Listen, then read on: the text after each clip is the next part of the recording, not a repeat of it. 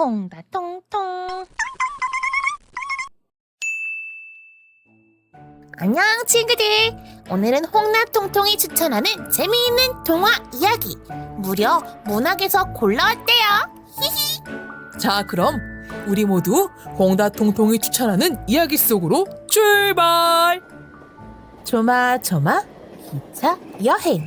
야, 거치고 잡아라 잡아.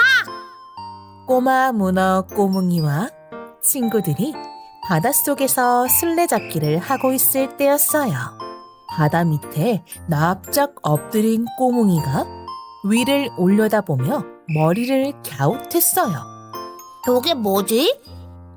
작고 동그란 물체 하나가 물 위에서 천천히 내려오고 있었습니다. 우와. 그것은 누군가의 알이었어요. 꼬뭉이가 알을 살포시 안았어요. 알은 꼬뭉이 품에 쏙 들어왔죠. 너 정말 작고 예쁘구나. 꼬뭉이가 한눈에 반한 표정으로 속삭였어요. 누구의 알일까? 어쩌다 바닷속에 떨어진 거지? 빠꼬미와 달망이가 꼬뭉이 품에 안긴 알을 보고 소곤거렸어요. 얘들아, 이 알 말이야. 나랑 꼭 닮지 않았니? 꼬뭉이가 알을 자기 얼굴에 대며 돌고래 형제에게 물었어요. 그러고 보니 동글동글한 게 닮은 것도 같아. 닮은 것도 같아. 돌고래 형제가 맞장구쳐 주었어요. 꼬뭉이는 신이 나서 알에 뽀뽀를 해댔습니다. 아무래도 얘는 내 동생 같아. 나를 꼭 닮았어. 꼬뭉이한테 동생이 있었나? 돌고래 형제가 서로 마주보며 물었어요. 내가 동생이라고 생각하면 동생인 거지. 내가 제일 먼저 찾았으니까 내 동생 맞아. 꼬뭉이가 당차게 말했어요. 꼬뭉이는 알에게 동글이라는 이름을 붙여주었어요. 해초로 깨끗이 닦아주고 업고 다니며 정성껏 보살폈죠. 달망이와 빠꼬미가 수군거렸어요. 빠꼬마, 아무리 봐도 문어알은 아닌 것 같지? 당연히 아니지. 저건 아마도 다른 바다에서 온 거북이 알일걸? 거북알이라고? 곰곰이 생각에 잠겨있던 빠꼬미가 다시 입을 열었어요. 그런데 말이야, 거북이 알이 아닐지도 몰라. 새 알일 수도 있고. 뭐 어쩌면 좋아? 새 알은 모래속을 싫어할 텐데. 달망이가 걱정하자 꼬뭉이는 동구리를 모래속에서 재빠르게 꺼냈어요. 그리고는 바위 틈에 숨겨놓았지요. 꼬뭉이는 피부색을 바위와 비슷한 색으로 바꾼 뒤 동그리 곁을 지켜주었어요. 그때 갯바위를 지나가던 갈매기 아저씨가 동그리를 보고 깜짝 놀라서 외쳤어요. 저건 바다 직바꾸리의 알이잖아. 아마도 다른 새가 알을 훔쳐가다가 바다에 빠뜨린 모양이라고 했어요. 하지만 꼬뭉이는 못 들은 척 딴전을 피웠습니다. 동그리는 이제 내 알이야. 동그리는 나랑 헤엄치는 것도 좋아하고 숨바꼭질 하는 것도 좋아해. 동그리는 나랑 있어서 행복할 거야. 꼬뭉이가 동그리를 자신의 품속에 숨겼어요. 아무에게도 동그리를 내주지 않겠다는 듯 말이에요. 갈매기 아저씨는 날개 안쪽에서 바다 직바꾸리의 깃털을 꺼내 보였어요. 쟤네 엄마가 이렇게 깃털이 빠지는 줄도 모르고 슬피 울면서 알을 찾아다니던걸. 지혜로운 왕거북 할아버지가 알을 꼼꼼히 살펴보더니 말했어요. 알이 곧 깨어나겠구나. 어서 동그리를 집에 보내주어야 돼. 갓 태어난 아기들에게는 엄마의 돌봄이 필요하단다. 왕거북 할아버지의 얘기를 듣는 동안 꼬뭉이 표정이 어두워졌어요. 엄마의 돌봄이라고요? 꼬뭉이는 문득 엄마 생각이 났어요. 한 번도 본 적 없는 자신의 엄마 말이에요. 모든 엄마 문어들은 아기들이 알에서 태어날 때까지 정성스럽게 알을 돌보아요. 그리고 자신의 마지막 숨이 닿을 때까지 아기 문어들을 지켜주죠. 꼬뭉이는 알고 있어요. 자신이 이렇게 멋진 문어로 자랄 수 있었던 건 바로 얼굴도 기억나지 않는 엄마의 극진한 돌봄 덕분이라는 걸 말이에요. 조용히 생각에 잠긴 꼬뭉이가 드디어 입을 열었어요. 내가 집까지 데려다 줄 거야. 꼬뭉이가 천연덕스럽게 말했습니다. 갈매기 아저씨가 그러는데 동그리네 집이 파도만에 있대. 뭐? 뭐? 파도만은 유난히 파도가 거친 곳이라 붙여진 이름이에요. 그곳에서 파도에 잘못 휩쓸렸다가는 하염없이 떠다니게 되죠. 내가 갈 거야. 동그리를 집에 데려다 주고 엄마를 만나는 것까지 봐야 마음이 놓일 것 같아. 너 혼자 위험한 파도만에 가겠다고? 동구리까지 데리고? 달망이의 물음에 꼬뭉이가 눈을 동그랗게 뜨고 대답했어요. 혼자가 아니지. 너희들이 있잖아. 파도만은 오늘따라 파도가 더 거칠었어요. 높고 낮은 바위들이 사나운 파도에 휩쓸려 사라졌다 나타났죠. 거친 파도에 휩쓸리고 바위에 부딪혀 새 친구의 몸은 온통 상처투성이었어요. 하지만 꼬뭉이 품에 푹 안긴 동그리만은 깨끗하고 멀쩡했죠. 꼬뭉이가 파도만 꼭대기를 가리켰어요. 저기 어딘가에 동그리 집이 있을 거야. 그곳은 높고 가파른 절벽이었고 그 옆으론 경사가 급한 언덕이 펼쳐졌어요. 새 친구가 열심히 언덕을 오르고 있는데 난데없이 꽁지가 검은 새 한 마리가 날아와 길을 막았어요. 날카로운 소리를 빽 지르며 꼬뭉이에게 달려들었어요. 안 돼. 꼬뭉이는 동그리를 품에 안고 있는 힘껏 새를 밀어냈어요. 냥, 그 알은 내 거야. 이리 내놔. 검은 꽁지새가 소리치며 다시 달려들었어요. 정말? 정말 네가 동그리 엄마야? 꼬뭉이는 드디어 동그리 엄마를 찾았구나 싶어서 기뻤어요. 바로 그때 달망이가 꼬뭉이 앞을 막아섰어요. 바다 직박구리 깃털을 높이 쳐들고서 말이에요. 깃털이 달라. 넌 동구리 엄마가 아니야. 달망이가 들고 있는 깃털과 검은 꽁지새의 깃털은 색깔이 완전히 달랐어요. 그래, 너는 괜히 갈매기잖아. 빠꼬미가 이렇게 말하며 괭이 갈매기를 향해 먹물을 발사했습니다.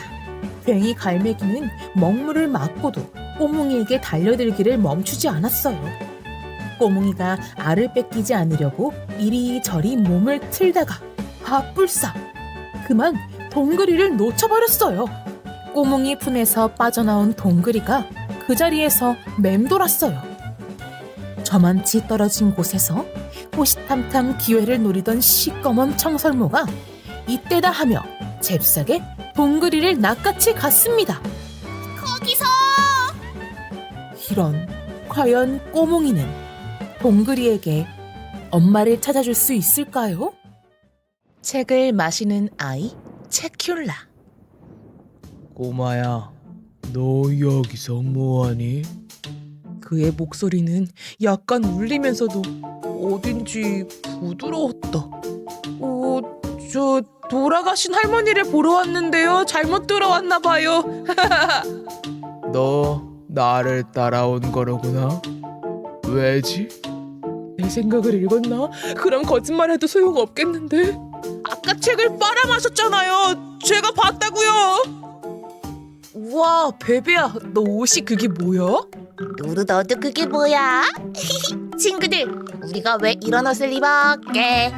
그건 말이야 바로 오늘 이야기의 힌트야. 여기는 서점. 서점인데 말이야, 책이 엄청 많은데 이상한 손님도 엄청 많다는 점. 그럼 우리 친구들 함께 이야기 속으로 들어가 볼까? 따라와. 손님이 들어왔다. 이 동네에서 한 번도 본 적이 없는 사람인데 이사를 왔나? 얼굴이 야릇했다. 피부는 회색빛이 돌고 눈썹은 아무렇게나 흩어져 있어서 끔찍했다. 움직이는 것도 이상했다. 바닥에서 10cm 정도 떠 있는 게 마치 유령 같았다. 그리고 그 손님이 뭔가를 하는데 분명히 봤다. 그 손님이 책을 마시는 걸. 잘못 본 게 절대 아니다. 두 눈으로 똑똑히 봤다. 그 손님은 5분 정도 서점 안을 오갔다. 두 눈을 감고 두 팔은 앞으로 늘어뜨린 채 조용히 책에서 무슨 소리가 나는지 엿듣는 듯 했다. 그러다 책 하나를 집었다. 그는 책을 펼쳐서 한 장 한 장 넘기는 대신 주머니에서 빨대를 꺼내 책의 중간쯤에 꽂았다. 그리고 쭉 빨아들였다. 너무 놀라서 소리를 냈다. 나도 안다. 숨죽이고 조용히 있었어야 했는데. 내 소리를 들었는지 그는 곧장 책을 자리에 놓고 서둘러 서점을 나갔다. 그래서 혼자 그 손님을 따라가 보기로 했다. 그렇게 내가 도착한 곳은 바로 공동묘지의 큰 철문 앞이었다. 우와, 저기 뭐야? 공동묘지? 그러게. 어떡하지? 우린 들어가지 말까? 그래도 들어가야지. 저렇게 덜덜 떨고 있는데. 나도 모르게 온몸이 떨렸다. 공동묘지라니. 어린이가 드나들 곳은 아니다. 하지만 멈출 수 없었다. 나는 겁쟁이가 아니라 행동하는 남자니까. 무서웠지만 이를 악물고 무덤이 널따란 대리석들이 펼쳐지는 쪽으로 들어섰다. 여기 무덤 주인 중 하나가 서점의 책을 마셨을 텐데 대체 어디에 있는 걸까? 내 손은 나도 모르게 그 건물의 철문을 밀고 있었다.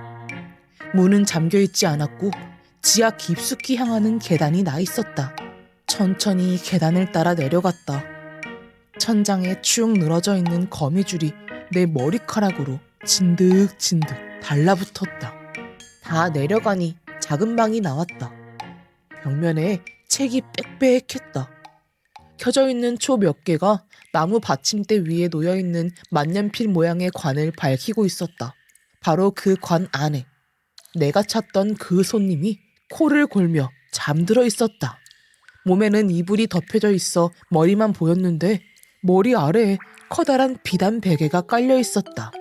씹다가 만 종이 같은 피부 위로는 아주 작은 글자들이 죽은 깨처럼 퍼져 있었다. 나는 자세히 보려고 더 가까이 다가갔다. 그때였다. 벌떡 그가 일어났다. 검은 잉크로 가득 찬 듯한 두 눈이 나를 쳐다봤다. 순간 나는 너무 놀라 피가 거꾸로 흐르는 줄 알았다. 카시트에 옴싹달싹 못하게 묶인 아기가 된 느낌이었다. 드라큘라는 이런 처지의 아이도 맛보고 싶어 할까? 나는 겁에 질려 그 자리에서 꼼짝도 못하고 서 있었다. 소리를 지르지도 못했다. 꼬마야, 너 여기서 뭐하니? 그의 목소리는 약간 울리면서도 어딘지 부드러웠다. 저 돌아가신 할머니를 보러 왔는데요. 잘못 들어왔나 봐요. 할머니가 이 공동묘지에 계시니? 아니요. 공동묘지도 잘못 알아봤나 봐요. 내 말을 듣고 그가 으르렁거렸다. 나는 움찔했다. 어쩌면 좋지? 그의 입술 사이로 종이 같은 뾰족한 혀가 나왔다. 정말로 끔찍했다. 너 나를 따라온 거로구나. 왜지? 내 생각을 읽었나? 그럼 거짓말해도 소용없겠는데? 아까 책을 빨아마셨잖아요. 제가 봤다고요. 이럴 수가. 솔직히 말해버렸어. 저 드라큘라 아니 채큘라 화난 거야? 이런, 어떡하면 좋아. 오, 가까이 간다. 드라큘라 아저씨? 친구들, 어떻게 됐을까? 채큘라를 만나러 내려갔어. 이런, 과연 무사히 탈출할 수 있을까? 우리 친구들이 뒷이야기를 얘기해줘. 어서 오세요. 쿨쿨 호텔입니다. 공포의 변기 특급 롤러코스터. 오줌이 나올 때까지 이 롤러코스터 방에 계셔야 합니다. 뭐라고요? 이 롤러코스터는 어떤 것보다 빠르고 무서운 속도로 달린답니다. 나도 모르게 오줌이 찔끔 나올 정도로요. 화장실에 가지 않아도 오줌이 줄줄 나올 겁니다. 자, 그럼 여기 있는 기저귀를 차고 놀이기구에 올라타십시오. 호랑, 줄무늬, 고양이, 혼양이는 여행 중이에요. 여기저기 구경하다 보니 어느새 날이 어두워지고 말았네요. 어우, 피곤하다. 어디 쉬어갈 만한 곳이 없을까? 주위를 두리번거리고 있는데 완벽한 잠자리를 약속합니다. 쿨쿨 호텔. 저기 숲속 안쪽으로 아주 멋진 호텔이 보여요. 나무에 걸린 간판에는 완벽한 잠자리를 약속하는 쿨쿨 호텔이라고 쓰여 있었어요. 와, 내가 딱 원하는 곳이잖아. 오늘은 저기에서 쉬어야겠어. 저기 보여요? 저기 멋진 호텔 로비로 들어서자 여우 지배인이 나와서 인사했어요. 쿨쿨 호텔에 오신 걸 환영합니다. 저는 이 호텔의 지배인입니다. 혼양이는 여우 지배인을 보고 깜짝 놀랐어요. 여우가 나온 호텔은 손님을 홀린다라는 소문을 들어봤거든요. 혼양이는 정신을 바짝 차리고 물었어요. 오늘 밤에 자고 갈 방이 있나요? 어떤 대답이 나올까요? 물론입니다, 손님. 여우 지배인이 친절하게 대답했어요. 다만 손님께서 푹 쉴 방으로 가기 위해서는 먼저 방을 몇 개 들러야 합니다. 제가 직접 안내하죠. 자, 짐은 이쪽으로 맡기시고 같이 가볼까요? 먼저 가실 곳은 목욕방입니다. 여기는 안 가고 싶어요. 저는 목욕을 싫어하는 데다 지금은 너무 피곤해요. 지금 당장 침대 위에 눕고 싶어요. 그건 안 됩니다. 여우 지배인이 말했어요. 손님이 푹 쉬려면 목욕부터 시작해야 돼요. 자, 어서 욕조 안으로 들어가십시오. 이런... 어휴, 단호해라. 여우 지배인의 단호한 말에 혼양이는 목욕방으로 들어갔어요. 목욕방으로 혼양이가 들어서자마자 여우 지배인이 소리쳤습니다. 지금부터 샤워 타임! 어? 이게 무슨 소리죠? 곧이어 윙윙 하는 소리와 함께 코끼리 2마리가 혼양이의 양옆으로 나타났어요. 뿌! 오른쪽에선 코끼리가 코로 물을 쏴쏴 뿌렸어요. 오! 그러자 왼쪽에 있던 코끼리는 코로 거품을 내서 혼양이를 싹싹 닦아줬죠. 눈에 비누가 들어갔잖아. 따가워. 코끼리들이 번갈아가며 혼양이를 문지르고 물을 뿌렸어요. 혼양이는 코끼리 샤워를 마치고 나서야 욕조에 들어갈 수 있었죠. 시원하다. 욕조에서 나온 혼양이가 도착한 곳에는 또 다른 코끼리가 기다리고 있었어요. 이번에는 코끼리 코에서 뜨거운 콧김이 나오더니 혼양이의 몸을 바싹 말려주었지요. 드라이 타임입니다. 털을 보송보송하게 말리면 기분 좋게 잠들 수 있죠. 자, 다음은 잠옷방입니다. 잠옷이라니 전 필요 없어요. 항상 입던 채로 자는걸요. 그러자 여우 지배인이 말했어요. 절대 안 됩니다. 완벽한 잠을 위해서 잠옷은 꼭 필요해요. 손님에게 딱 맞는 잠옷을 준비할게요.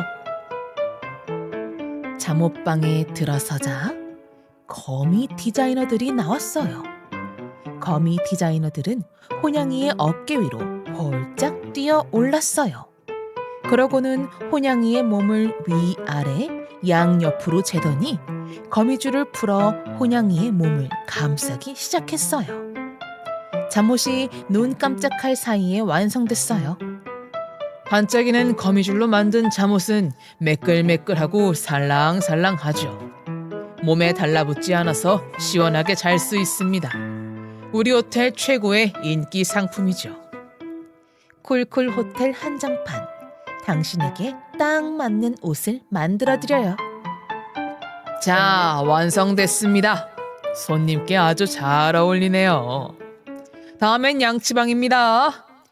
죄송한데 지금 저는 너무 졸리고 피곤해요. 오늘 밤에는 양치를 건너뛰고 싶어요. 절대 안 됩니다. 여우 지배인이 단호하게 말했어요.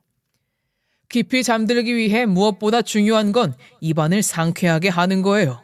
자, 어서 들어가시죠. 오! 양치 방에는 작은 새들이 여기저기 날아다니고 있었어요. 양치방 안으로 들어서자 새들이 짹짹거리며 혼양이에게 달려들어 이 사이를 쪼기 시작했어요. 아파요. 대체 뭐 하는 거예요? 혼양이가 소리치자 여우 지배인이 빙그레 웃으며 말했어요. 이 새들은 양치새예요. 손님의 양치를 도와주고 있는 거죠. 자, 입을 크게 벌려주세요. 오! 자, 양치가 끝났습니다. 입안이 시원하지 않으세요? 이야, 이도 반짝반짝 빛나네요. 여우 지배인이 거울을 비춰주며 말했습니다. 이제 자도 돼요? 드디어 마지막 차례가 왔습니다. 화장실 방에 다녀오세요. 지금은 안 마려운데요. 안 나와요. 그럴 리가 없습니다. 다녀오세요. 꿀잠에 꼭 필요한 건 오줌 쌀 걱정 없이 잠드는 거예요. 만일 손님께서 정 못 가겠다고 하신다면 여우 지배인이 무서운 얼굴로 반대쪽 방을 손가락으로 가리켰어요. 공포의 변기 특급 롤러코스터. 오줌이 나올 때까지 이 롤러코스터 방에 계셔야 합니다. 뭐라고요? 이 롤러코스터는 어떤 것보다 빠르고 무서운 속도로 달린답니다. 나도 모르게 오줌이 찔끔 나올 정도로요. 화장실에 가지 않아도 오줌이 줄줄 나올 겁니다. 자, 그럼 여기 있는 기저귀를 차고 놀이기구에 올라타십시오. 혼양이는 롤러코스터 방에서 뛰쳐나와 화장실 방으로 도망쳤어요. 나는 그 무서운 걸 탈 수 없어. 쉬야, 제발 나와라. 나와. 잘 준비가 완벽하게 끝났습니다. 그럼 이제 방으로 안내할게요. 네. 이제 자도 되나요? 방에 들어서자 혼양이는 불도 켜지 않고 곧장 침대 위 이불 속으로 들어갔어요. 폭신폭신해. 안녕히 주무세요. 혼양이는 저도 모르는 사이에 잠이 들었어요. 그리고 우와, 여기 좀 봐. 뽀글뽀글 바닷속. 아니, 여긴 멋진 육지야. 아닌데, 바다와 육지? 아하, 오늘 이야기는 바다와 육지가 주인공이 되는 공간이구나. 과연 어떤 이야기가 벌어질지. 우리 홍다통통 친구들과 함께 떠나볼게요. 자, 그럼 출발! 먼 옛날 남쪽 바다에 용궁이 있었는데 그곳에 용왕이 큰 병에 걸렸대. 온갖 약을 써봐도 소용이 없었다지. 용왕이 시름시름 앓던 어느 날 도사가 나타나 알려주었어. 낮에는 해의 기운, 밤에는 달의 기운을 받는 토끼의 간을 약으로 써보시게. 다음 날 용왕은 신하들을 불러 모았어.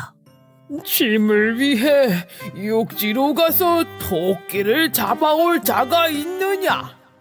제가 다녀오겠습니다. 빨판으로 꽁꽁 붙잡기, 다리로 휙휙 휘감기.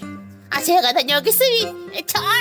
문어가 가면 어부가 잡아서 잔치상에 올릴걸요. 몸집 크고 힘센 제가 딱이죠. 저는 그 땅과 바다를 자유롭게 다닐 수 있고 튼튼한 갑옷까지 입었습니다. 옛 조상님들이 물려주신 지혜로 토끼를 깨어보겠나이다. 오, 자라의 말이 가장 믿을만 하도다. 그대의 손에 짐의 목숨이 달렸나니 토끼를 잡아 돌아오면 큰 상을 내리겠노라. 그리하여 자라는 육지로 출발했대. 영차. 저 토끼를 찾는데요. 토끼라면 아마 깊은 산 속에. 오, 떼굴떼굴. 아이고, 약 구하다가 내가 먼저 죽겠네. 저 껑충껑충 뛰어다니는 토끼를 찾습니다.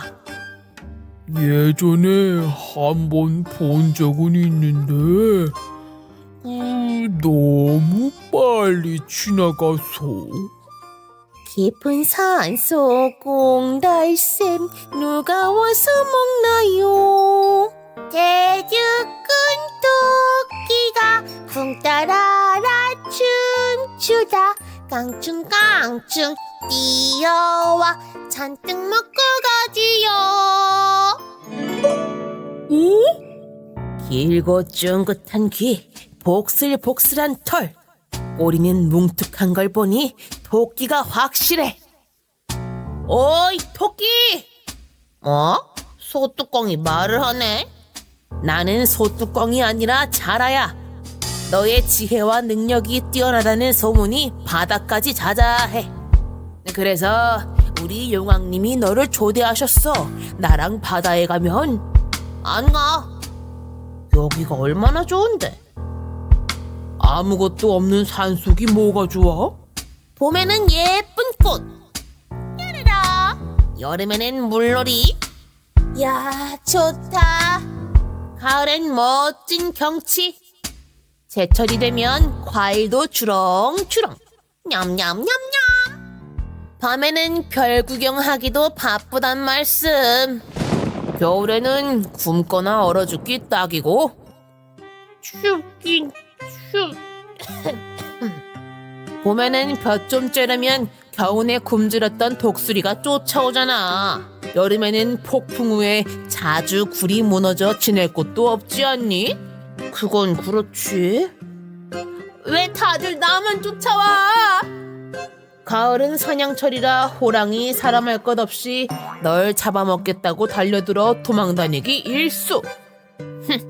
바다는 뭐 다른가? 당연하지. 금과 보석으로 지어진 용궁에서 날마다 잔치가 열려. 산의 진미 진수성찬에 울리는 풍악. 네가 육지에서 왔다고 하면 다들 신기하다며 좋아해 줄걸? 너 정도면 좋은 배필 만나서 편하게 살 수 있을 텐데. 오호라. 하지만 싫다면 어쩔 수 없지. 나 혼자. 아니, 절대 안 간다는 건 아니고. 뭐 한번 앞장서 보든가. 잠깐. 우리는 친구를 그렇게 혼자 보낼 수 없어. 그렇게 좋은 곳이면 우리도 따라갈래. 야, 이 녀석들은 뭐지? 뭐 어쨌든 토끼가 넝쿨째로 굴러왔구나. 아싸! 지금 함께 당장 가자! 바다로! 7마리 토끼는 자라를 따라 바다로 떠났어. 우와, 진짜 바다로 가는 건가? 그런데 토끼가 바다에서 숨을 어떻게 쉬지? 글쎄, 용왕님이 초대한 거니까 방법이 있지 않을까? 그나저나 용왕님이 나으려면 토끼가 필요하다. 이거 영 불안한데? 그렇지만 우리 토끼도 만만치 않아 보여. 우리 친구들이 많은 상상력으로 댓글을 남겨주세요. 그럼 우리는 다음 시간에 또 만나요. 안녕. 화가 난 스테고사우루스 스테기. 안녕, 스테기. 무슨 일이니? 안 좋은 일이라도 있었어? 디플로 박사님, 저는요 오늘 최악의 하루를 보냈어요. 나쁜 정도가 아니었어요. 일기예보를 전하는 공룡이 날씨가 맑을 거라고 했거든요. 오늘의 날씨는 무척 매우 아주 맑을 거예요. 그런데 커튼을 걷어 젖히니까 하늘이 컴컴한 거예요. 그래도 전 친구 스톡이랑 같이 소풍을 가고 신나게 놀 계획이었어요. 정말 기대돼, 그치? 그럼 완벽한 소풍을 위해 만반의 준비를 시작했죠. 오늘 신나게 놀아야지. 그건 파티였으니까요. 케이크와 와플을 만들고 그 위에 딸기랑 블루베리, 이끼도 듬뿍 쌓아 올렸어요. 저는 어젯밤 음식들을 밖으로 가지고 나가 우리의 파티를 준비했죠. 히요, 맛있는 케이크, 히히히. 그런데 일어나 보니 주룩주룩 내리는 비에 케이크와 와플이 온통 뒤범벅 되어 있는 거예요. 이런! 그래도 제가 좋아하는 간식 가게에 가서 덤불을 사 먹으면 기분이 나아질 거라고 생각했어요. 그래, 덤불이라도 먹자. 그런데 줄이 제 목만큼이나 길게 늘어져 있었어요. 스테기, 이리 와서 우리랑 같이 하자. 싫어, 줄 안 서. 저는 집으로 돌아오는 내내 쿵쿵대며 걸었어요. 진짜. 저는 간식을 먹으면서 침대에 기어 들어가고 싶었어요. 하지만 집에 도착하자, 으아! 지저분한 접시들만 눈에 들어왔어요. 으유, 진짜? 이런 네가 느끼는 건 분노라는 감정이란다. 그래요? 저는 이런 감정이 싫어요. 알아, 스테기. 하지만 분노는 우리 모두가 가끔씩 느끼는 매우 일반적인 감정 중 하나란다. 넌 분명 실망스러운 하루를 보냈을 거야. 자, 날씨에 대해 다시 한번 생각해 볼까? 정말요? 전 날씨 때문에 화가 났는데. 자, 숨을 깊게 들이마시고 내쉬면서 고개를 들어봐. 잔디밭에 누워 하늘을 올려다보고 있다고 상상해 보는 거야. 폭풍우 치는 날도 있고 햇볕이 쨍쨍한 날도 있겠지. 날씨와 마찬가지로 지금 느끼는 감정도 지나갈 거야. 자, 친구들, 우리의 몸은 저마다 다른 방식으로 분노를 느낍니다. 따라서 자신의 몸에 귀 기울이고 내가 어떤 감정인지를 먼저 파악하는 게 좋지요. 화가 나면 다음과 같은 몸과 마음의 변화를 느낄 수 있답니다. 맞아, 우리가 함께 이야기해보자. 화가 나면 손을 꽉 쥐거나 주먹을 쥐어요. 화가 나면 얼굴이 뜨거워지고 빨갛게 달아올라요. 그리고 심장이 빠르게 뛰죠. 도망치고 싶고 발을 구르고 싶어요. 심지어 무언가를 차고 싶기도 해요. 그리고 소리를 지르거나 울어요. 둘 다 하기도 하죠. 숨거나 몸을 공처럼 웅크리고 싶어요. 박사님, 이럴 땐 어떻게 해야 하죠? 자, 이 디플로 박사가 날씨 처방을 해줄게요. 첫 번째, 숨을 깊게 들이마셔요. 두 번째, 화가 나도 괜찮다는 걸 기억하세요. 세 번째, 화나 분노는 아주 잠깐만 지속될 거예요. 그리고 네 번째, 이제 숨을 깊게 내쉬어요. 호. 다섯 번째, 날숨과 함께 분노를 날려버리세요. 그리고 여섯 번째, 스스로가 느끼는 감정을 주시하면서 이 과정을 몇 번 더 반복하세요. 숨을 들이마시고 내쉬면서 우리 친구들의 분노와 감정이 지나갔는지 확인하는 겁니다. 겁 많은 티라노사우루스 렉스. 디플로 박사님, 저 할 말이 있어요. 무슨 일이니, 렉스? 박사님도 아시죠? 제가 티라노사우루스라는 이유로 많은 공룡들이 저를 무서워한다는 걸요. 그럼 그리고 네가 이웃들과 친구들을 씹어먹지 않으려고 무척 애쓴다는 것도 알고 있지. 그래요. 모두가 저를 가장 용감한 공룡이라고 생각해요. 아무것도 티라노사우루스를 위협하지 못하니까요. 당신을 초대합니다. 오늘 밤 해성 샤워를 보러 오세요. 거기에서 만나요. 정말 멋진 밤이 될 것 같은데. 하지만 어둠 속에서 스피노사우루스가 날뛸 수도 있잖아요. 그리고 작은 돌덩이에 걸려 넘어져서 눈 위로 돌이 떨어질 수도 있고요. 제 눈알은 아주 작단 말이에요. 그리고요, 더 끔찍한 건 어두워지면 유령과 악마들이 튀어나와서 공룡들에게 겁을 준다는 이야기를 들은 거예요. 하지만 파티를 놓치고 싶지는 않아요. 저는 밤 늦게까지 친구들하고 이끼 마시멜로를 구워 먹고 싶어요. 그리고 불꽃놀이처럼 빛나는 해성들을 지켜보고 싶어요. 하지만 너무너무 무서워요. 어둠이 무서워요. 렉스, 많은 이들이 어둠을 두려워한단다. 사실 모두가 다양한 두려움을 느끼지. 그 또한 정상이란다. 네가 밤늦게 해성 샤워를 보러 가는데 도움이 될 만한 방법을 알고 있단다. 연습해 보겠니? 렉스는 좋아하는 장난감이 있니? 네, 여기요. 얘 이름은 투푸예요. 그럼 투푸가 네 배꼽 친구가 되어 캄캄한 어둠 속에서도 평온함을 느끼도록 도와줄 거야. 걱정이 될 때는 편안하게 등을 대고 누워서 배 위에 투푸를 올려놓고 균형을 잡아. 그런 다음 숨을 깊게 들이마시는 거야.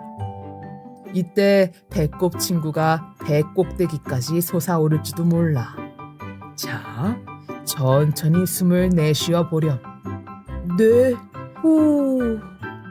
그래, 이 행동을 여러 번 반복하는 거야. 배꼽 친구를 가슴에 안고 네 심장박동 소리를 들을 수 있게 하는 거지. 두려움.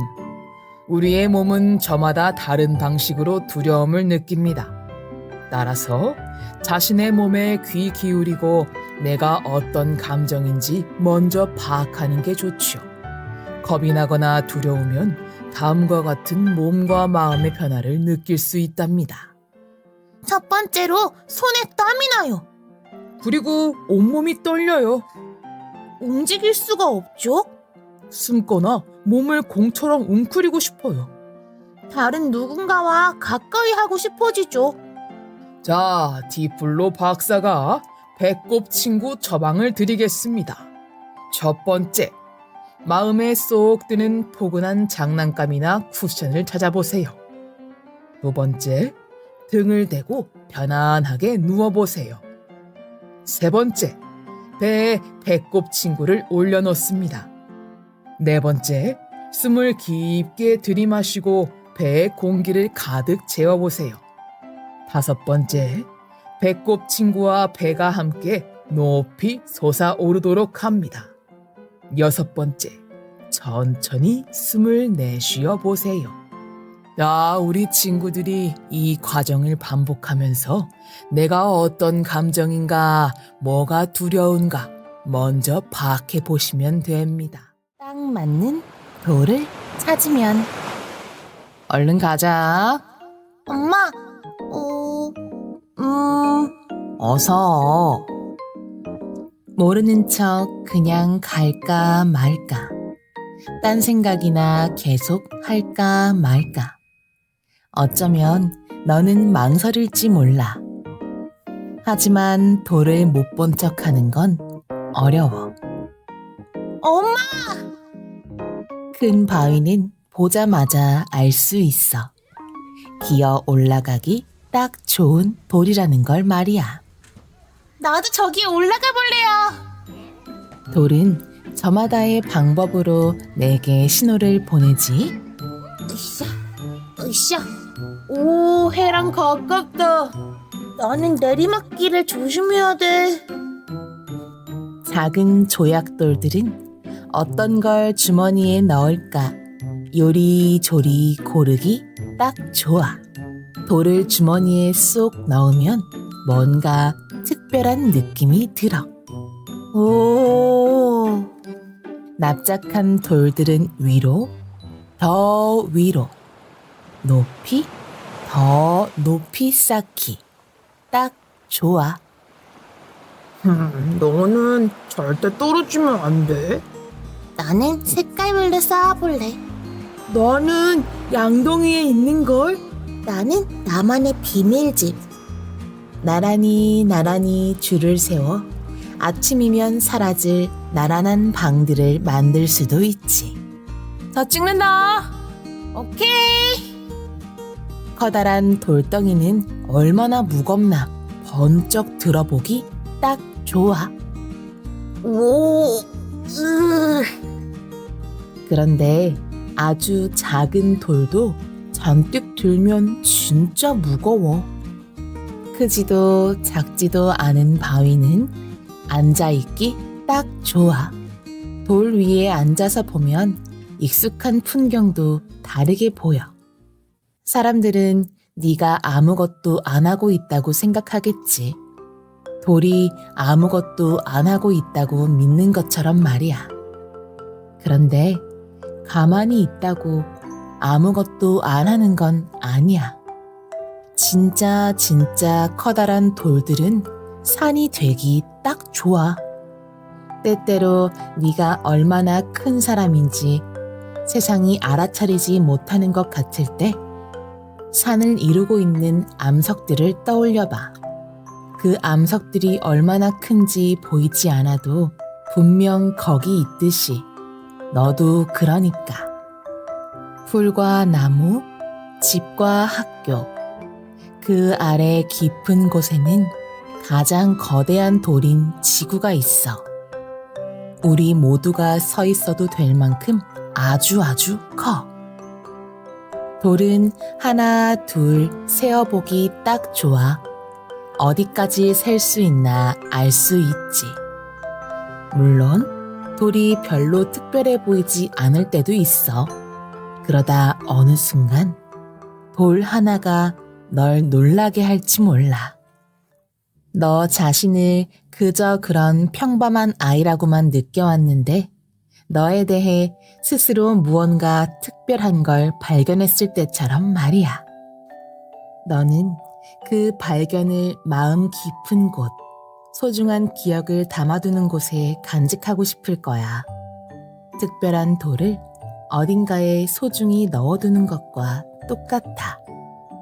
네가 의미와 이유를 찾으면 모든 돌은 중요한 돌이 돼.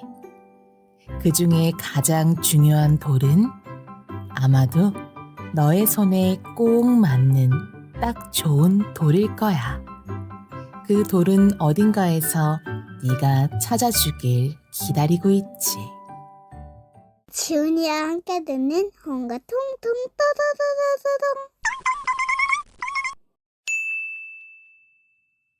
꿈을 줍는 달창구. 잘못 왔구나. 돌려보내야겠네. 자, 우주 투석기로 보내주마. 어서 지구로 돌아가. 잘 가라. 어라? 어떻게 다시 왔지? 그래, 전통적인 방법을 써보자. 우표를 붙여서 반송하는 거야. 잘 가라. 나 원참 또 너니? 얘야, 아저씨 말 잘 들어. 별똥별이 지나갈 때 바로 매달리는 거야. 잘 가라. 저기요, 실례합니다. 그 자리 하나 있나요? 우주에 달이 있고 창구가 있어요. 정말 창구냐고요? 네, 창고요.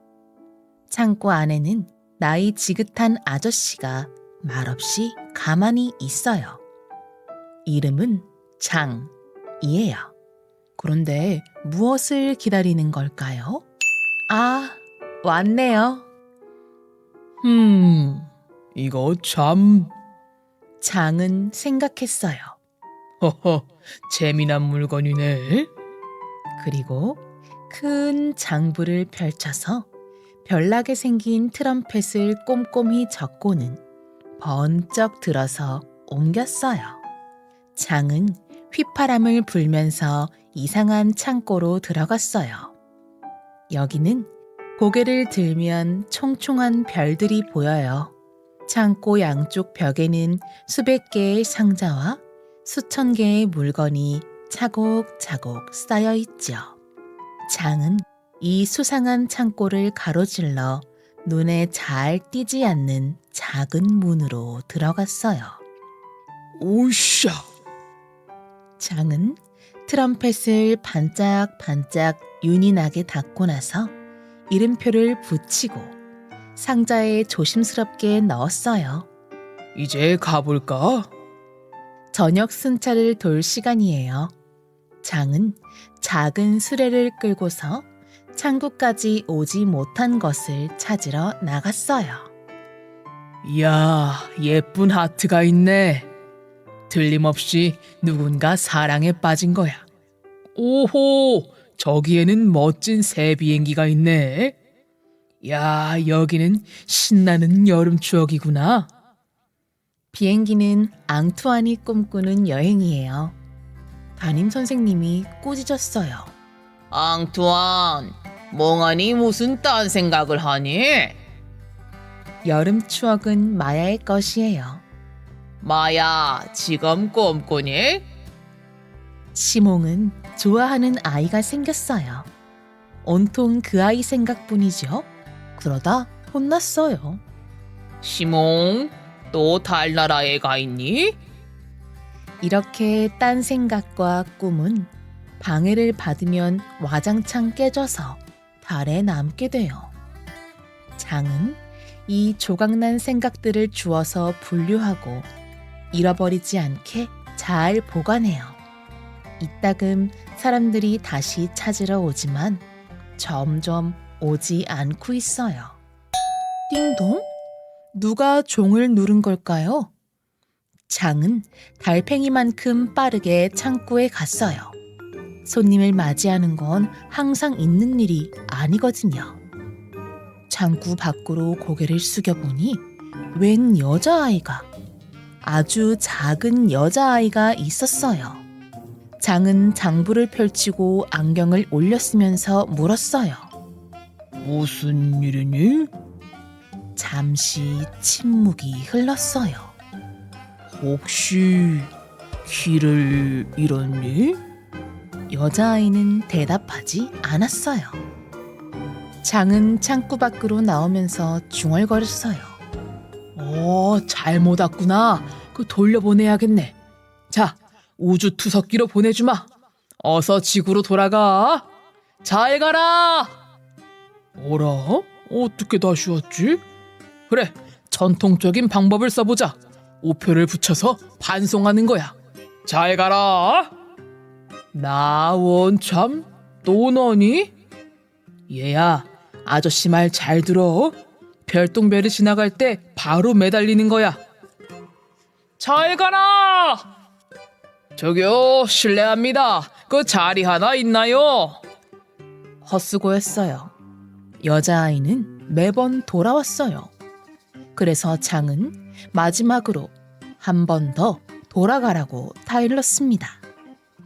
있잖아, 여기는 아이들이 있을 곳이 못 돼. 그제야 여자아이가 입을 열어 대답했어요. 그럴지도 몰라요. 하지만 전 여기가 좋은걸요? 제가 있을 곳은 여기 같아요. 장은 답답해서 화가 났어요. 도대체 누가 귀찮게 여자아이를 보낸 걸까요? 장은 혼자 있기를 좋아해요. 아이를 돌보는 사람이 아니거든요. 하는 수 없이 여자아이가 없는 것처럼 지내기로 했어요. 요런 꼬마 한 명 때문에 고요한 일상을 방해받을 순 없어요. 며칠이 흘러갔어요. 장은 다시 평소처럼 지냈어요. 창고에서 하염없이 기다리고 분실물을 줍고 창고에 차곡차곡 정리해 넣었어요. 여자아이는 처음엔 구석에 있다가 조금씩 다가왔어요. 그러나 장은 눈길 한번 주지 않았어요. 그러던 어느 날 여자아이는 빗자루를 발견했어요. 자루를 가져와 창고 직원처럼 하기 시작했죠. 생각과 기억을 모았어요. 그러나 아주 작거나 잘게 부스러진 것 뿐이었어요. 장은 창고에서 여자아이를 물끄러미 쳐다봤어요. 그래도 여자아이는 귀여웠어요. 잠깐만. 그렇게 아무렇게나 마구 쓸어대면 안 돼. 자루가 하나 더 필요하다. 부정적인 생각과 긍정적인 생각은 따로 떼어놓아야 해. 한 군데 다 섞으면 안 돼. 알겠니? 여자아이가 싱긋 미소를 지었어요. 시간이 지나면서 장은 여자아이에게 분실물을 분류하고 소중히 다루고 정리하는 법도 가르쳐 주었어요. 장은 꿈을 많이 줍지 못한 날이면 투덜거렸어요. 그래서 여자아이가 물었어요. 왜 주울 게 적으면 속상해하세요? 그야 걱정되니까. 내가 지구에 살지 않아도 사람들이 여유가 없다는 걸 알아. 사람들은 꿈을 점점 덜 꿔. 장과 여자아이는 손발이 척척 맞는 환상의 짝꿍이 되었어요. 장은 가끔 가다가 주운 물건 몇 개를 들고서 비밀의 방으로 들어가 몇 시간씩 나오지 않았어요. 여자아이는 들어갈 수 없었죠. 그래서 무척 궁금했어요. 그러던 어느 날 아침, 여자아이는 이미 창고에 나왔는데 장은 오지 않았어요. 그때 쿵 소리가 났죠. 뭐가 왔네? 어떻게 하지? 어떻게 해? 여자아이는 주먹을 불끈 쥐며 용기를 냈어요. 좋아. 높은 의자에 올라가 장부를 펼치고 분실물을 적었어요. 장은 기운이 통 없었어요. 평상시에도 그다지 빠르지 않지만 지금은 축 늘어졌죠. 3주 동안 침대에서 일어나지 못했어요. 여자아이는 장의 일을 대신했고 매일매일 와서 장에게 말했어요. 어느 날 아침 드디어 기운을 차린 장이 여자아이를 불렀어요. 얘야, 너한테 보여줄 게 있단다. 우와! 둘은 비밀의 방으로 들어갔어요. 비밀의 방? 저 안에 대체 뭐가 있을까? 그러게 말이야. 장의 비밀이 담긴 방? 거기에 뭐가 있을까? 홍다퉁퉁 친구들은 어떤 게 있을지 예상이 돼? 루루랑 베베는 너무너무 궁금해. 우리 친구들이 댓글로 뭐가 있을지 한번 알려줘요. 그럼 우리는 다음 시간에 또 만나. 안녕! 안녕!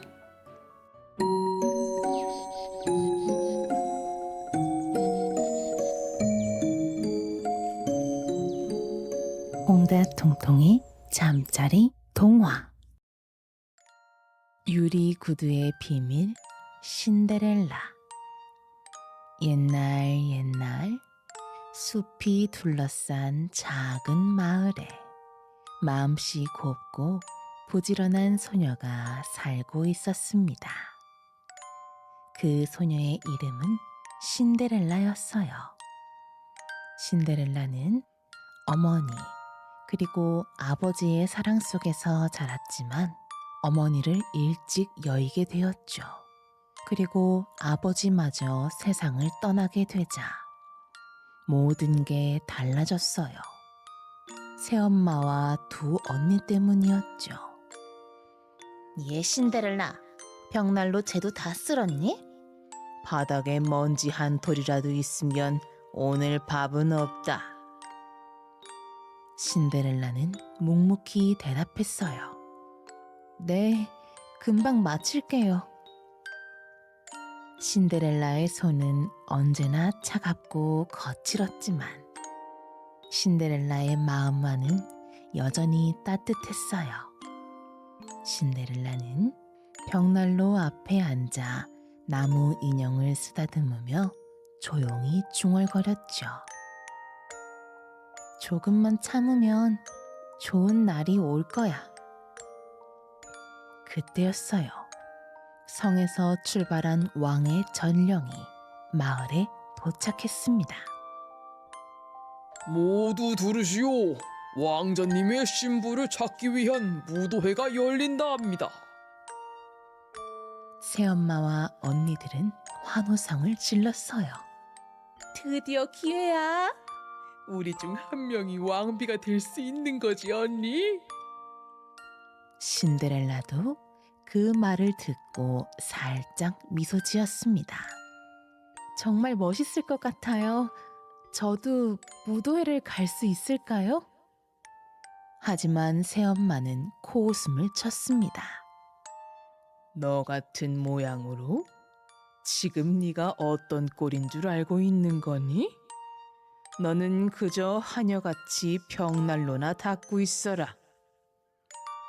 신데렐라는 아무도 모르게 낡은 천 조각을 꿰매어서 오래된 드레스를 만들었습니다.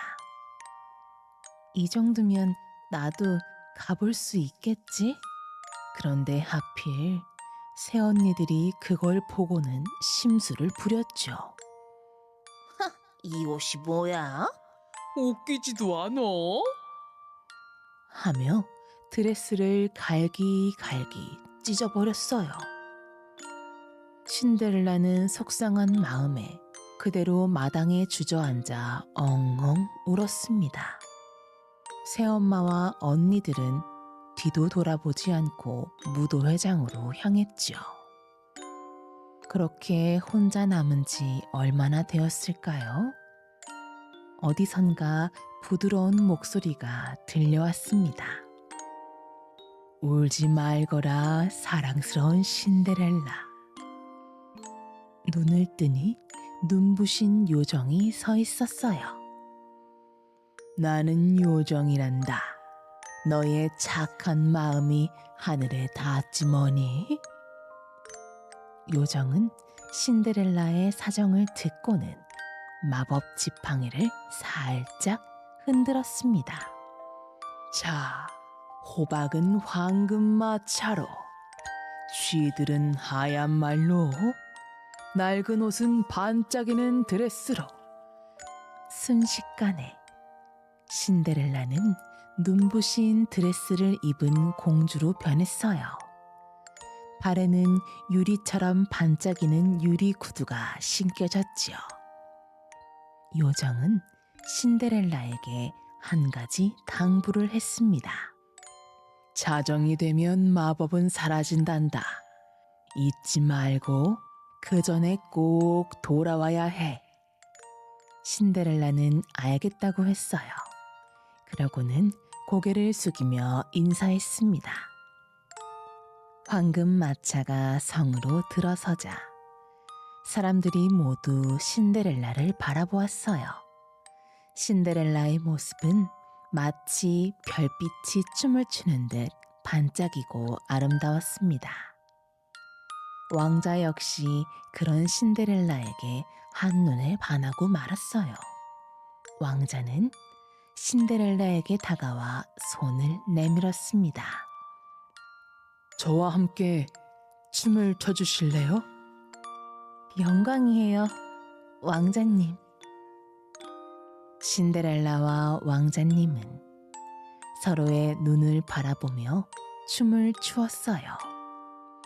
시간이 흐르는 것도 모른 채 웃고 또 웃으며 이야기를 했습니다.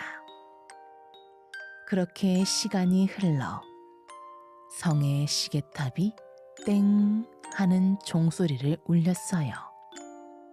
12시가 된 거죠. 12시를 알리는 순간 신데렐라는 화들짝 놀랐습니다. 큰일이야, 시간이 다 됐어. 신데렐라는 급히 계단을 뛰어 내려갔어요. 그 과정에서 유리구두 한 짝이 벗겨졌지만 뒤돌아볼 틈조차 없었지요. 왕자가 뒤쫓아오며 외쳤습니다. 이름이라도 알려주시오. 그러나 신데렐라는 이미 사라지고 없었어요. 다음 날 왕자는 구두를 손에 쥐고 말했습니다. 이 구두의 주인을 찾을 때까지 절대 포기하지 않겠어. 신하들은 온 나라를 돌며 여러 사람에게 구두를 신겨보았지만 그 누구의 발에도 맞지 않았어요. 그렇게 마지막으로 찾아간 곳, 그곳이 바로 신데렐라의 집이었습니다. 심술궂은 신데렐라의 새 언니들이 먼저 구두를 신어보았지만 너무 작고 너무 컸어요. 그때 신데렐라가 조용히 다가왔습니다. 저도 신어볼 수 있을까요? 새엄마는 그런 신데렐라를 보며 비웃었어요. 네가? 감히? 하지만 구두는 놀랍게도 신데렐라의 발에 딱 맞았습니다. 그리고 신데렐라는 품에서 다른 한 짝을 꺼내 보여주었어요. 진짜 유리구두의 주인이 나타난 거죠. 왕자는 미소 지으며 말했습니다. 이제야 찾았군요. 내 마음의 주인을. 신데렐라는 눈가가 붉어졌어요. 그날 이후 신데렐라는 더 이상 제투성이 소녀가 아니었습니다. 그 누구보다 아름다운 진짜 공주가 되었지요. 거울 속의 진실 백설공주. 눈이 포슬포슬 내리던 어느 겨울, 왕비는 창가에 앉아 바늘로 옷을 꿰매고 있었습니다. 그때 손가락에 떨어진 피 한 방울이 하얀 눈 위에 똑 떨어졌어요. 왕비는 미소를 지으며 중얼거렸습니다. 눈처럼 하얀 피부에 피처럼 붉은 입술, 머리카락은 흑단처럼 까만 아이가 태어나면 좋겠구나. 얼마 가지 않아 그 소원은 곧 이루어졌어요. 아기가 태어났고 그 이름이 백설공주. 눈처럼 하얗고 새벽의 햇살보다 더 고운 그런 미소를 가진 아이였지요. 하지만 행복은 오래가지 않았습니다. 왕비는 병으로 세상을 떠났고 왕은 새로운 아내를 맞이하게 되었어요. 새 왕비는 눈부시게 아름다웠지만 마음속에는 질투라는 검은 그림자가 살고 있었습니다. 새 왕비는 매일 마법 거울 앞에 서서 물었어요. 거울아, 거울아, 세상에서 누가 제일 아름답지? 거울은 대답했어요. 왕비마마, 세상에서 왕비마마가 가장 아름답습니다. 왕비는 그럴 때마다 만족스러운 미소를 지었습니다. 하지만 시간이 흘러 백설공주가 점점 자라나자 이야기가 달라졌어요. 거울아, 거울아, 세상에서 누가 제일 아름답지? 이번엔 거울이 망설이며 대답했습니다. 이제 백설공주가 세상에서 가장 아름답습니다. 순간 왕비의 얼굴은 차갑게 굳고 말았습니다. 뭐라고? 그 꼬마가 나보다? 그날 밤 왕비는 사냥꾼을 불렀어요. 공주를 숲으로 데려가서 다시는 돌아오지 못하게 하라. 사냥꾼은 공포에 떨며 대답했습니다. 예, 명령대로 하겠습니다. 다음날 백설공주는 아무것도 모른 채 들뜬 마음으로 사냥꾼을 따라 숲속으로 갔어요. 정말 사냥을 가는 거예요? 하지만 사냥꾼은 아무 말이 없었습니다. 그러고 어느 순간 멈춰서 말했어요. 공주님, 도망치세요. 빨리요. 네? 왕비마마의 명령이 있었어요. 공주님을 해치라고요. 하지만 전 그럴 수 없습니다. 백설공주는 눈물이 맺힌 눈으로 고개를 끄덕였습니다. 백설공주는 끝도 없이 깊은 숲속으로 달렸어요.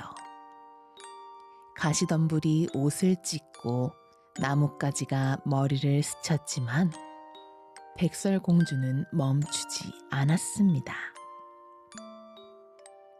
어느덧 날은 어둡고 밤이 되었어요.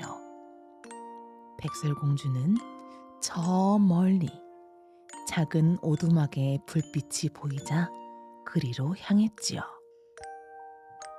그리고 조심스레 문을 두드렸어요.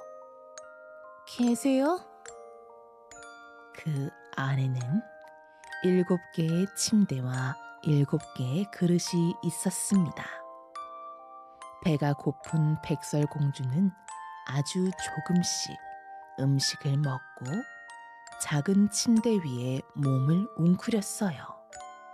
그리고 그 자리에서 깊은 잠에 빠져들었습니다. 시간이 흘러 아침이 되자 그 집의 주인은 7 난쟁이가 집으로 돌아왔어요. 이상하네. 누가 내 의자에 앉았지? 누군가 내 빵을 먹었어. 그리고 가장 막내가 외쳤습니다. 오, 여기에 누군가 자고 있어. 난쟁이들은 백설공주를 보고 모두 놀랐어요. 이렇게 예쁜 아가씨가 왜 우리 집에?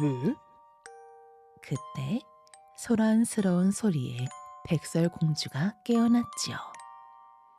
백설공주는 어떻게 이곳까지 오게 되었는지 그 이야기를 한 뒤 미소를 지으며 말했습니다. 혹시 제가 여기서 조금만 머물러도 될까요? 난쟁이들은 얼굴을 마주보며 말했어요. 물론이죠. 그 대신 우리 집을 깨끗하게만 유지해 주세요. 그날부터 백설공주는 난쟁이들과 함께 살게 되었습니다.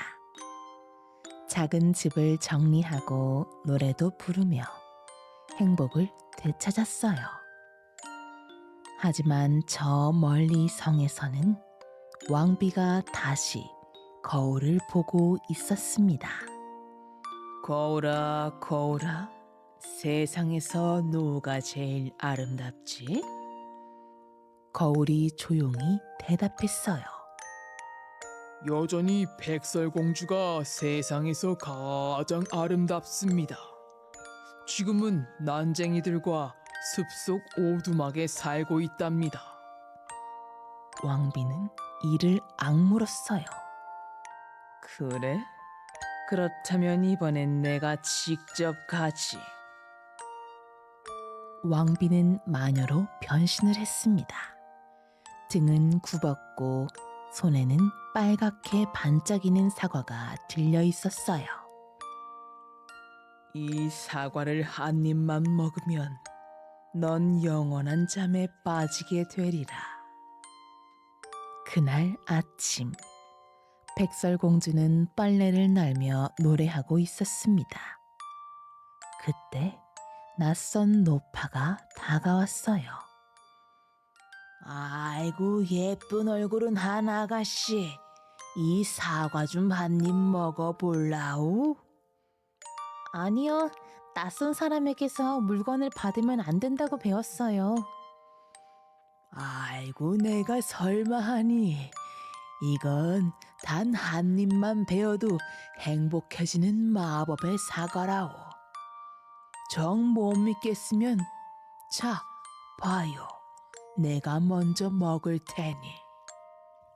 노파는 반쪽을 먹는 척하고 백설공주에게 나머지 반쪽을 건넸습니다. 정말 맛있게 보여요. 공주는 참지 못하고 사과를 한 입 베어 물었습니다. 그리고 결국 그 자리에서 툭 하고 쓰러졌어요.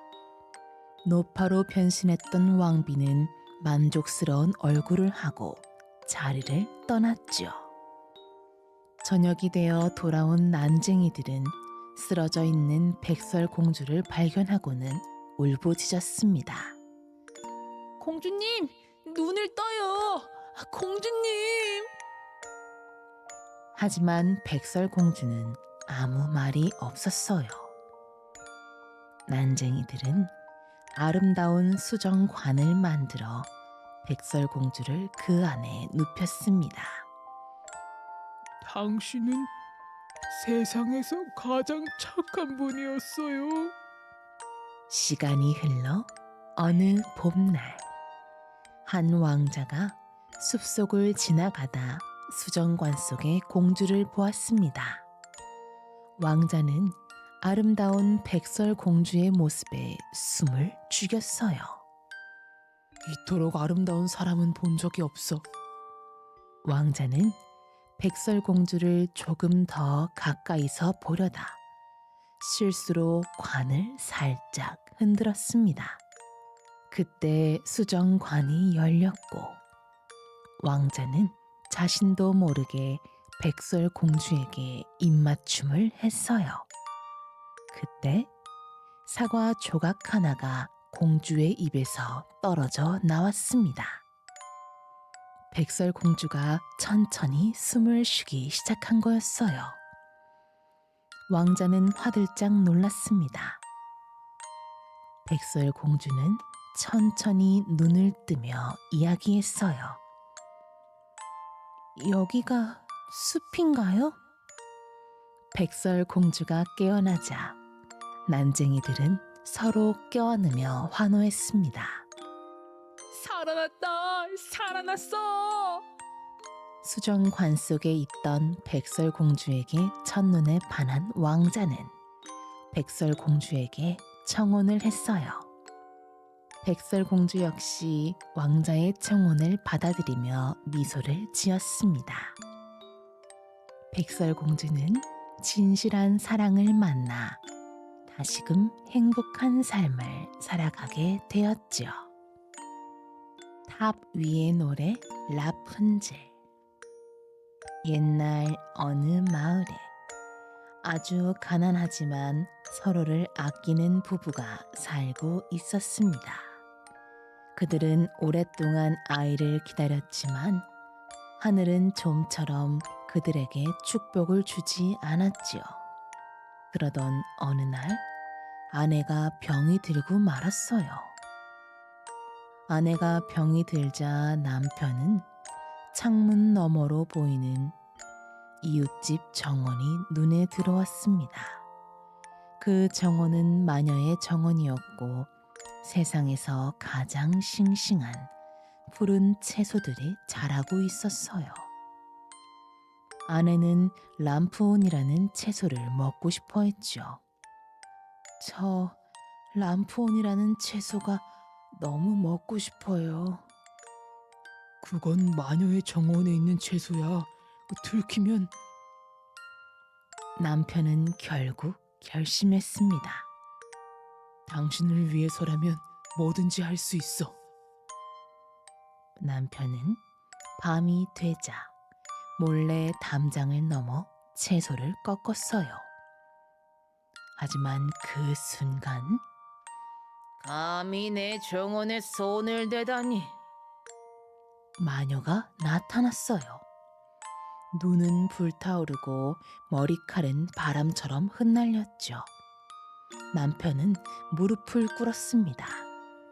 제발 용서해 주세요. 제 아내가 병이 들어 있는데 그 채소가 아니면. 남편의 말에 마녀는 천천히 미소를 지었습니다. 좋아. 대신 네 아내가 낳을 아기를 나에게 넘겨라. 그럼 살려주지. 남편은 울면서 고개를 끄덕였습니다. 그 선택이 평생의 죄책감이 될 줄도 모른 채 말이죠. 여러 해가 지난 뒤 예쁜 여자아이가 태어났습니다. 아이는 햇살처럼 빛나는 금발을 가졌어요. 부부는 사랑으로 아이를 감싸 안아 키웠죠. 그러던 어느 날 문이 벌컥 열리며 마녀가 나타났습니다. 약속을 지켜야겠지? 마녀는 아이를 품에 안고 사라졌어요. 이 아이의 이름은 라푼젤. 내가 라푼젤을 키운다. 라푼젤은 결국 마녀의 손에서 자라게 되었습니다. 하지만 세상은 보지 못했어요. 마녀는 라푼젤을 외딴 숲속, 문도 계단도 없는 높은 탑에 가두었죠. 유일한 세상은 하늘과 구름뿐. 라푼젤은 창문에 기대어 매일 노래했습니다. 그 노랫소리는 새들을 멈추게 했고 심지어 바람도 잠시 쉬었어요. 마녀는 탑 아래에서 외쳤습니다. 라푼젤, 머리카락을 내려다오.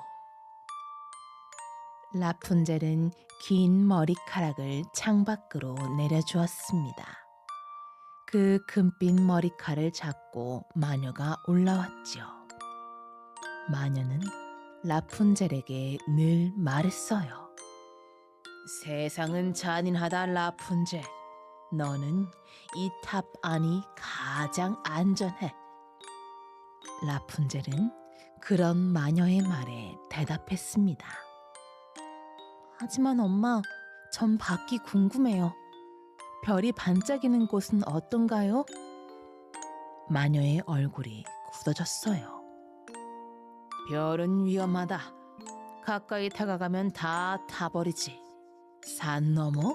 그것도 궁금해할 것 없어. 다 위험한 세상이니까. 그저 라푼젤은 마녀의 말을 믿을 수밖에 없었죠. 그러던 어느 날 사냥을 하던 왕자가 숲을 지나가다가 라푼젤의 노랫소리를 듣게 되었습니다. 저건 천사의 소리인가? 왕자는 소리를 따라 탑 앞에 다다랐지만 그곳엔 문도 없고 사다리도 없었어요. 그때 마녀가 나타나 외쳤습니다. 라푼젤, 머리카락을 내려다오. 왕자는 화들짝 놀라 숨어 지켜봤어요. 마녀가 라푼젤의 황금빛 머리칼을 타고 올라가는 것을 말이에요. 그날 밤 왕자는 마녀와 같은 말을 외쳤어요. 라푼젤, 머리카락을 내려다오. 라푼젤은 고개를 내밀며 깜짝 놀랐습니다. 당신은 누구세요? 노래를 듣고 찾아왔습니다. 세상에서 가장 아름다운 목소리였어요. 라푼젤의 볼이 붉어졌습니다. 제 노래가 아름다워요? 예, 하지만 당신이 더 아름답습니다. 그렇게 라푼젤과 왕자는 오랫동안 이야기를 나눴습니다. 왕자는 바깥 세상의 풍경을 이야기해 주었고, 라푼젤은 별을 향한 꿈을 들려주었어요. 그렇게 라푼젤의 눈 안에 처음으로 세상이 비춰졌죠. 왕자는 밤마다 몰래 찾아왔습니다. 라푼젤과 왕자는 똑같은 하늘에 있는 별을 바라보며 웃었어요. 라푼젤은 처음으로 누군가의 손을 잡는다는 것이 얼마나 행복한 일인지 알게 되었죠. 하지만 그 행복은 오래가지 않았어요. 어느 날 라푼젤은 마녀에게 무심코 이런 말을 했죠. 이상하죠? 왕자가 저보다 훨씬 빨리 탑을 올라와요. 그 말을 듣자마자 마녀의 얼굴은 서서히 일그러졌어요. 라푼젤을 지키려고 만든 탑 안에 왕자가 등장하다니. 마녀는 분노에 차서 외쳤습니다. 사랑 따위론 세상을 살 수 없다고 말이에요. 마녀는 가위를 들어 라푼젤의 머리카락을 싹둑 잘라버렸습니다. 그 금빛 머리카락이 바닥에 떨어진 채 반짝이고 있었죠. 그리고 라푼젤은 끝없는 황무지로 내던져졌어요.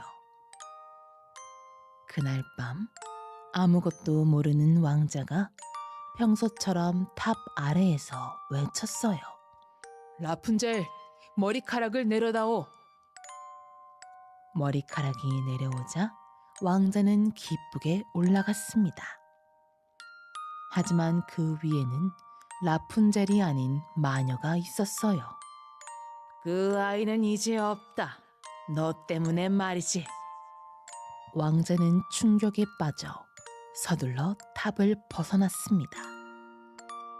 그러다 그만 가시덤불에 눈을 찔리고 말았죠. 가시덤불에 눈을 찔린 채로 라푼젤을 찾아 헤매는 왕자. 그 시간에 라푼젤은 황무지에서 홀로 살아가고 있었습니다. 비를 받아 마시고 돌틈의 열매를 따먹으며 밤마다 왕자를 떠올리며 노래했어요. 라푼젤의 머리카락은 여전히 햇살처럼 빛났지만 마음엔 늘 그리움이 자리했죠. 그러던 어느 날 멀리서 낯익은 발걸음 소리가 들려왔습니다. 라푼젤은 울면서 달려가 그 발걸음 소리의 주인을 껴안았어요. 그건 바로 더듬더듬 길을 나섰던 왕자였습니다.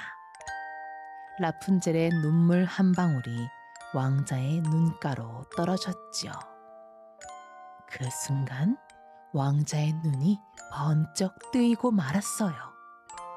왕자는 라푼젤의 얼굴을 바라보며 속삭였습니다.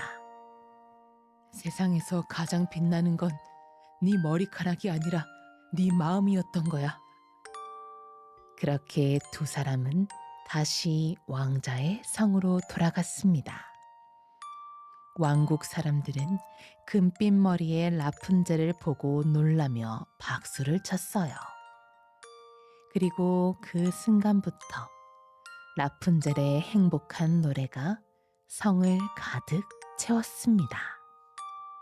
그 노래는 이제 슬픔이 아닌 사랑의 노래가 된 것이었죠. 외로움이 희망으로 바뀌고 사랑을 찾게 된 순간, 라푼젤은 진짜 자신을 찾게 된 것이었습니다. 잠자는 숲속의 공주. 아주 먼 옛날, 커다란 왕국에 다정한 왕과 왕비가 살고 있었습니다. 그들은 오랫동안 아이를 기다렸지만 하늘은 그 소원을 쉽게 들어주지 않았어요. 그러던 어느 봄날, 왕비가 정원을 거닐다가 한 요정의 도움을 받게 되었습니다. 요정은 미소 지으며 말했어요. 마음이 순수하면 언젠가 사랑스러운 아이가 태어날 거예요. 그리고 마침내 햇살처럼 빛나는 공주가 태어났어요. 왕과 왕비는 행복의 눈물을 흘리며 아이를 안았지요.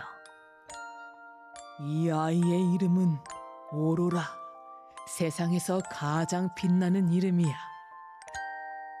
왕과 왕비는 공주의 탄생을 축하하기 위해 성대한 잔치를 열었습니다.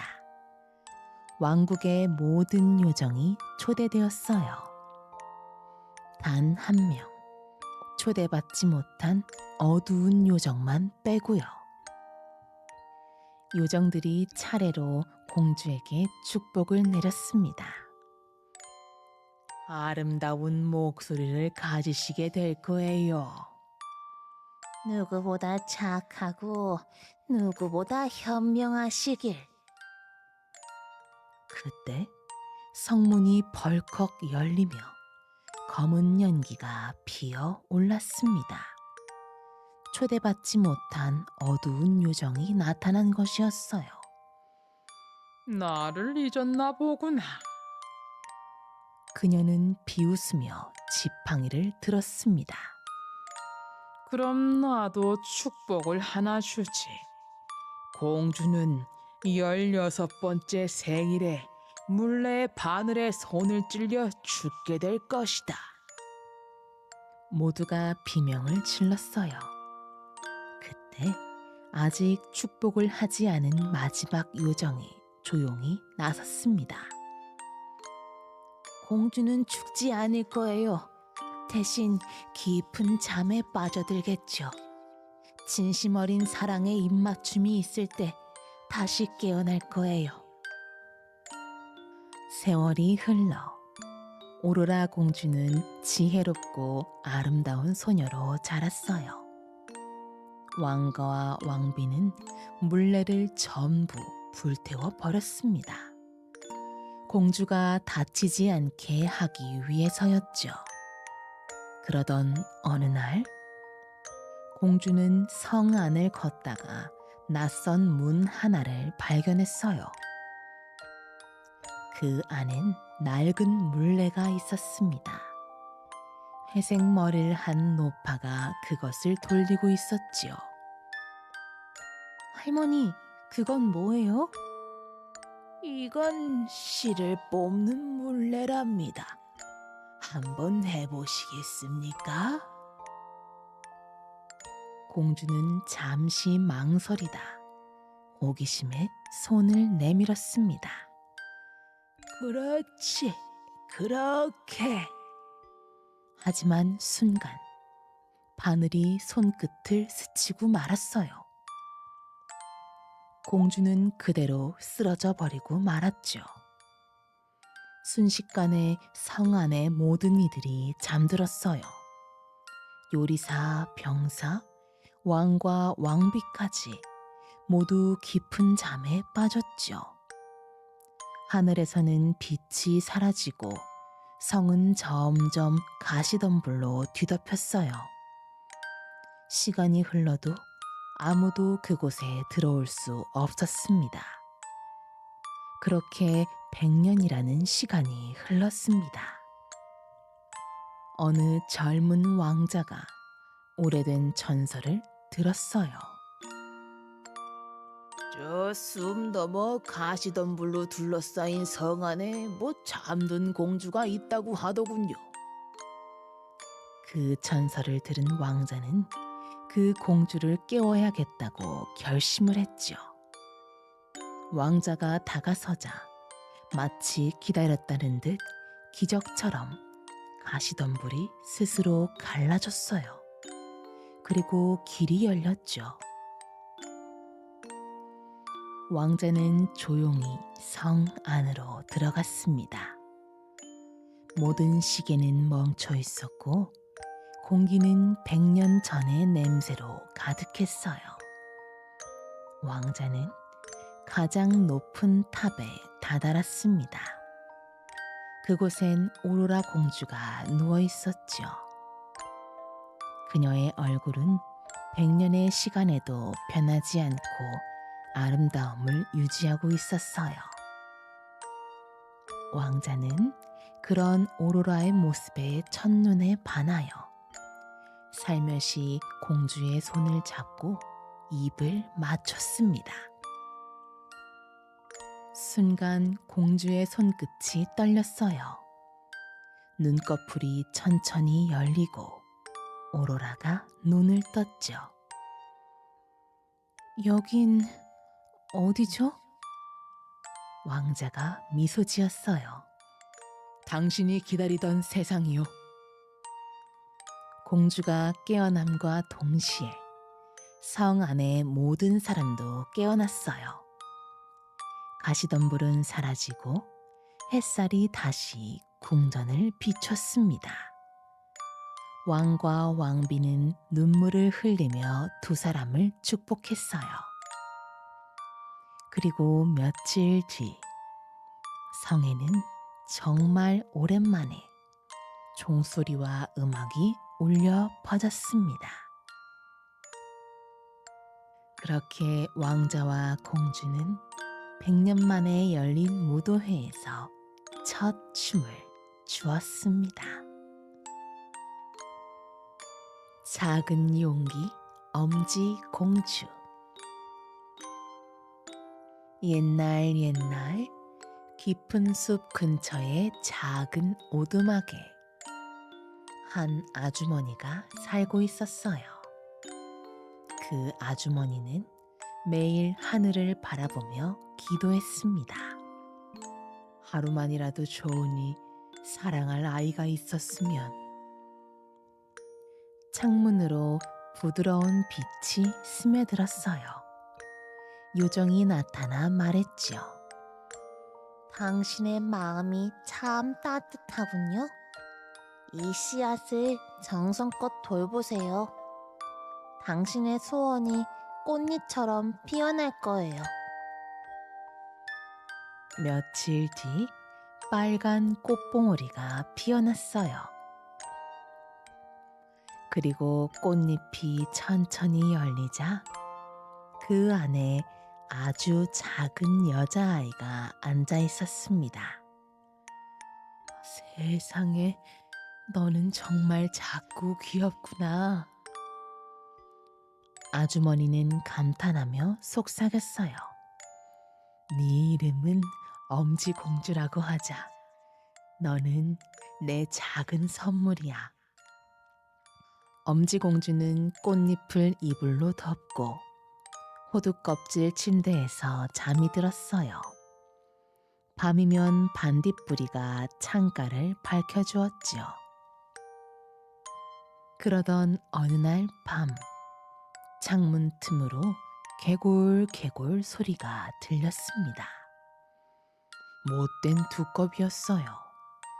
못된 두꺼비가 들어와 엄지공주를 보더니 이렇게 말했죠. 이 아이라면 우리 아들과 결혼시키기 딱 좋겠구만. 두꺼비는 잠든 엄지공주를 호두껍질째 들고 연못으로 데려갔습니다. 이따 아들이 오면 며느리로 데려가야지. 엄지공주는 깨어나 울기 시작했어요. 제발 집에 돌려보내주세요. 그때 연못 속의 물고기들이 속삭였어요. 불쌍한 아이야. 우리가 도와줄게. 물고기들은 이빨로 연잎 줄기를 끊었습니다. 엄지공주는 연잎 위에 앉아 물결에 실려 멀리 멀리 떠내려 갔어요. 햇살이 반짝이던 어느 날, 하얀 나비가 다가와 엄지공주의 연잎을 끌어주었습니다. 작은 친구야, 어디로 가니? 몰라요. 그냥 무서운 곳에서 도망치는 중이에요. 그때 숲속에서 커다란 그림자가 내려앉았어요. 풍뎅이였죠. 이 아이 재밌게 생겼는데. 풍뎅이는 엄지공주를 낚아채 들꽃 위에 올려놨습니다. 그리고 다른 풍뎅이들이 몰려왔죠. 다리가 2개뿐이야? 더듬이도 없고 이상한데? 풍뎅이들이 비웃었어요. 엄지공주는 작게 웃으며 말했습니다. 괜찮아요. 저는 꽃향기를 맡을 수 있으니까요.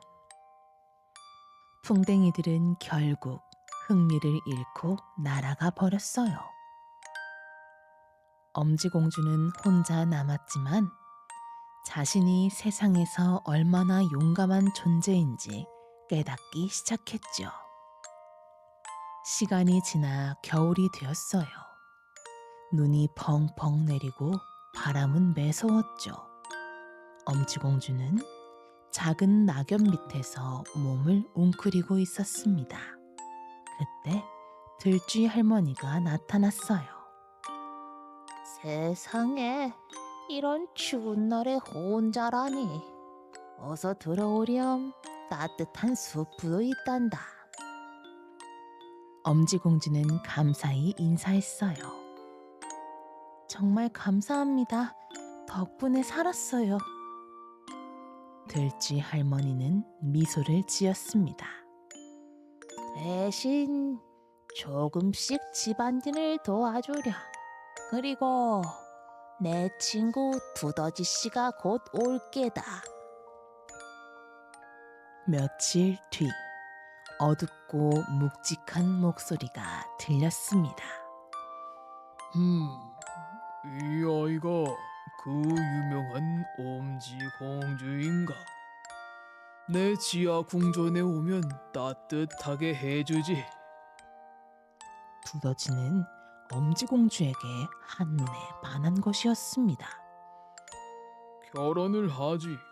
햇빛 따위는 필요 없는 지하에서 말이야. 엄지공주는 깜짝 놀라 속삭였어요. 저는 햇살을 사랑해요. 밖의 세상을 보면서 살고 싶어요. 하지만 들쥐 할머니는 말했죠. 두더지 씨는 부자란다. 널 잘 보살필 거야. 엄지공주는 눈물을 삼켰어요. 결혼식 날이 다가올수록 마음이 점점 무거워졌죠.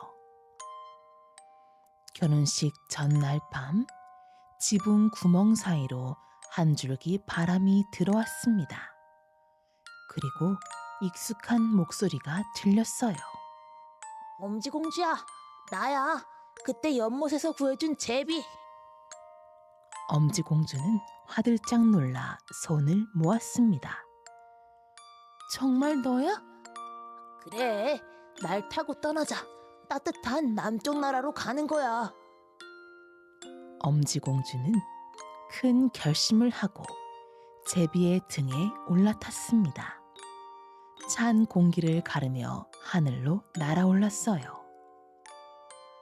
멀리 멀리 꽃이 가득 핀 남쪽 나라에 도착했습니다. 하얀 꽃잎 위에 작은 왕자님이 앉아 있었어요.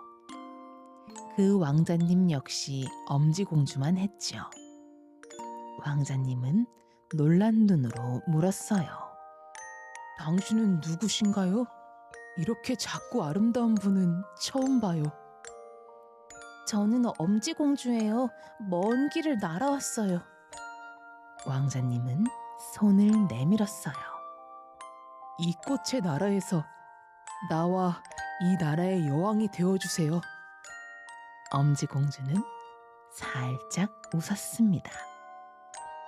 꽃잎이 흔들리며 두 사람 위로 하얀 빛이 내렸어요.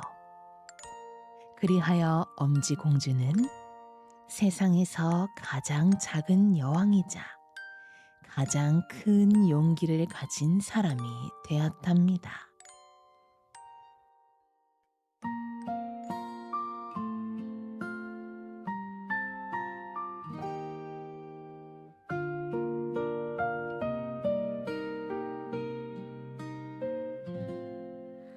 오늘도 수고했어요. 작은 숨결에 꽃이 피고 달님이 살며시 말없이 등을 토닥여요. 조용조용 꿈을 그려요. 포근한 이불처럼 샤랄라 별이 춤추는 밤 우리만의 이야기.